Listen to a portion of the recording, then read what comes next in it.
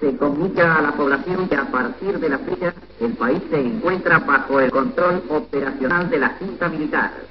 Se recomienda a todos los habitantes el estricto acatamiento a las disposiciones y directivas que emanen de autoridad militar, de seguridad o policial, así como extremar el cuidado en evitar acciones y actitudes individuales o de grupo que puedan exigir la intervención drástica del personal en operaciones. Firmado Jorge Rafael Videla, Teniente General, Comandante General del Ejército. Emilio Eduardo Acera, Almirante.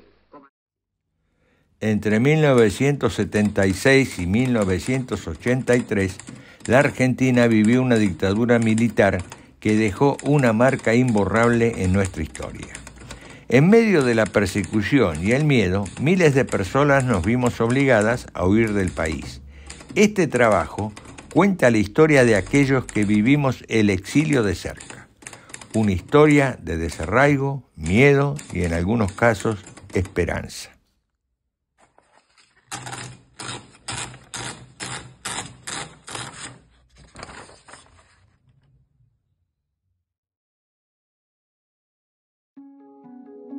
Yo crezco en un país que el peronismo estaba proscripto, que viví durante, no sé, hasta los 25 años en distintas dictaduras, te hacía pensar que no había posibilidad de la vía democrática y que había demasiada violencia desde lo institucional, que había que oponérsele la violencia del pueblo. Durante aquellos años, la persecución política era constante. El miedo se apoderaba de cada rincón de la sociedad. Las personas, forzadas a huir, cargábamos con el dolor de dejar atrás nuestro país, nuestra vida.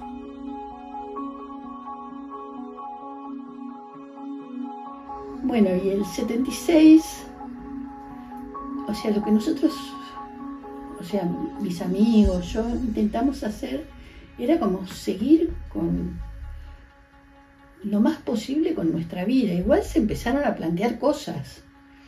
O sea, nosotros discutíamos, hay que irse, hay que quedarse. O sea, estamos hablando de gente que no participaba en acciones armadas. ¿Qué hacemos con los libros? ¿Los quemamos? ¿Los enterramos? ¿Los metemos en los áticos de las casas? ¿Los vamos tirando? Vamos sacando de a poco y en el tren vas tirando, porque también hacíamos eso. Había como una oscuridad que nos iba acercando. Dejamos, o sea, de mostrar fotos familiares en el trabajo, pensábamos muy bien con quién hablar, qué decir. El miedo a ser descubiertos impregnaba cada rincón. Comenzábamos a borrar rastros de nuestro pasado, a ocultar todo lo que pudiera comprometernos. La paranoia era parte de la vida diaria. Sabíamos que cada conversación familiar podía ser la última. No todos pudieron escapar. Para algunos, el exilio no era una opción. Y vivir en Argentina se convirtió en un juego macabro de supervivencia. El terror no solo se manifestaba en las detenciones y desapariciones, sino en la constante vigilancia, en las miradas furtivas de vecinos y en la certeza de que nadie estaba realmente a salvo. Yo trabajaba en la caja de previsión social, o sea, trabajaba como trabajadora social, hacía entrevistas para las jubilaciones a la vejez y jubilaciones graciables. Yo entré a trabajar ahí en el año 69 o 70. Bueno, cuando estaba embarazada Luli, fui a pedir el prenatal y el jefe de personal me dijo: Liliana, no vuelvas, tómate los días y no vuelvas, porque el interventor está preguntando por vos. Y bueno, como también era partera, decidí que lo mejor era irme, o sea, yo tenía un primo que vivía en Pilar, irme a Pilar como a trabajar de partera. Y ahí fui por primera vez Liliana Andrada, porque yo siempre fui Liliana María Soya, que es mi nombre. Pero ahí fui Andrada, pero aparte yo digo, o sea, no nos agarraron, porque no nos tenían que agarrar, porque imagínate, yo seguí viviendo en mi misma casa, o sea, sí, es como ridículo. Y bueno, y si vos ves las historias de los sobrevivientes, todos eran unos chichipíos así, ¿me entendés? O sea, que hacíamos esas cosas, pensábamos que estábamos a salvo por eso. A nosotros, por ejemplo, una cosa que nos hacían continuamente era que entraba un coche al costado de mi casa, dejaba las luces prendidas y el coche estaba andando el motor. Entonces yo me acuerdo que nos sentábamos en la cama con Carlos y decíamos, bueno, ahí entran, ahí entran, ahí entran, ahí entran, hasta que, no sé, no les puedo decir, 5 minutos, 1 minuto, 20 minutos, no sé cuánto tiempo estábamos así, hasta que se iban. Había un Chevy verde en la esquina de mi casa, con una cosa arriba, que yo sabía que nos estaba pinchando los teléfonos, o sea que es así. Teníamos unos amigos que vivían en París y bueno, nos empezaron a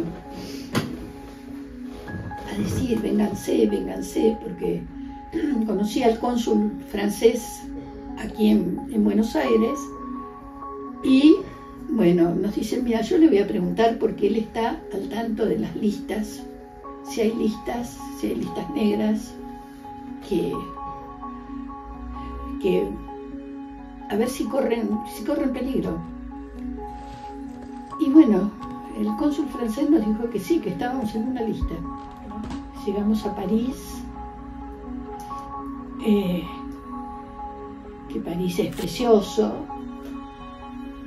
pero los parisinos son un poco xenófobos. Yo tengo sobre todo 2 bastante morenos de mis hijos y sentí mucho el rechazo que sentían la gente hacia mis hijos. El exilio no era una elección, sino una necesidad.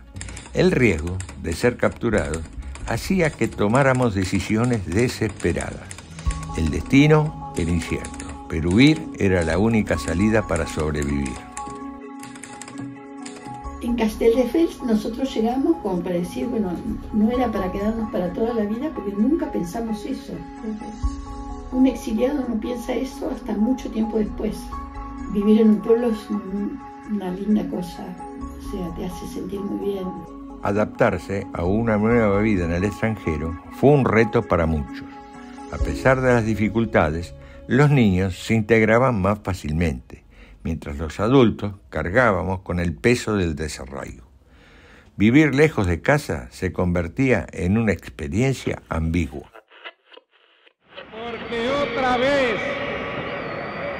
como tantas veces en el pasado, se ha intentado golpear no a un gobierno, sino al pueblo argentino.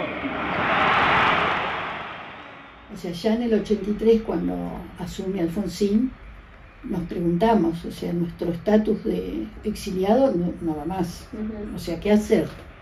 Y la verdad que eso, una de las cosas que me decidió a motorizar esta vuelta, porque la verdad que la motoricé yo, fue un día que entré a mi casa y Natacha y Carolina, las 2 más grandes, estaban hablando en catalán. Y yo dije ahí, bueno, o hablo o aprendo a hablar en catalán y hago de esta tierra mi tierra, o nada, o sea, o las pierdo. Yo extrañaba mucho mi país, extrañaba el ruido de la gente. Y te digo, no fue muy bueno mi país, no me recibió muy bien.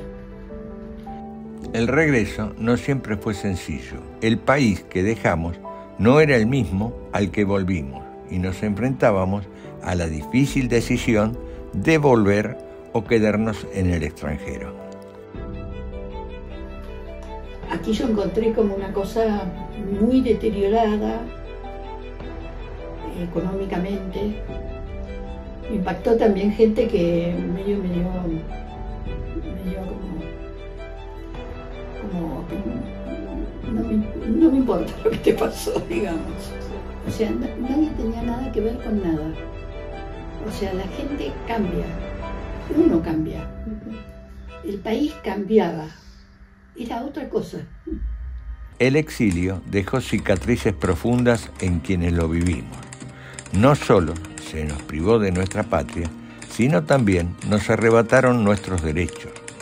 Para los que sobrevivimos, el regreso fue una confrontación dolorosa con un país que, aunque libre, aún cargaba con las huellas de la opresión. Hoy, más que nunca, es fundamental recordar que esos derechos que se nos fueron negados son los que debemos proteger y defender. Nuestra historia es una historia de resistencia, de lucha y de una identidad que nunca se perdió. Hoy recordamos a los que se fueron y a los que nunca volvieron. Nunca más.